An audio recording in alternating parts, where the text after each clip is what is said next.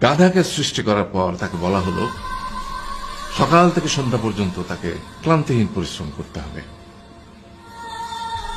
সারা জীবন তাকে পিঠে ভারী বোঝা বইতে হবে, খেতে পাবে শুধু ঘাস, আর তার মাথায় কোনো বুদ্ধি থাকবে না। তার আয়ু হবে 50 বছর। গাধা করজোড়ে সৃষ্টিকর্তাকে বলল, আমি এত বছর বাঁচতে চাই না, আমাকে 20 বছর আয়ু দেওয়া হোক। সৃষ্টিকর্তা সেটাই মঞ্জুর করলেন।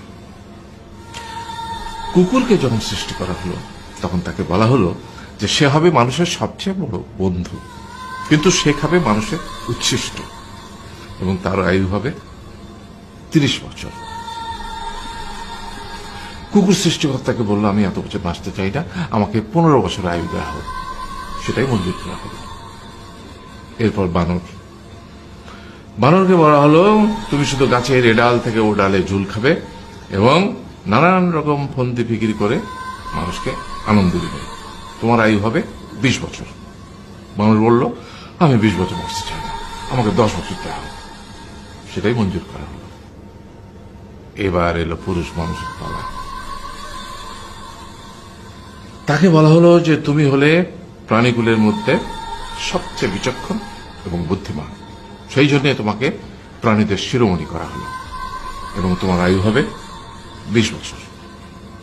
তখন পুরুষ মানুষ বলল, করজোড়ে বলল সৃষ্টিকর্তাকে যে 20 বছর আয়ু অত্যন্ত কম, হে প্রভু, আমাকে ওই গাধার সে যে 30 বছর আয়ু চায়নি সেটা আমাকে দেয়া হোক, ওই যে কুকুর 15 বছর ফিরিয়ে দিয়েছিল সেটাও আমাকে দেয়া হোক, আর যে বানর 10 বছর নেয়নি সেটাও আমাকে দেয়া হোক।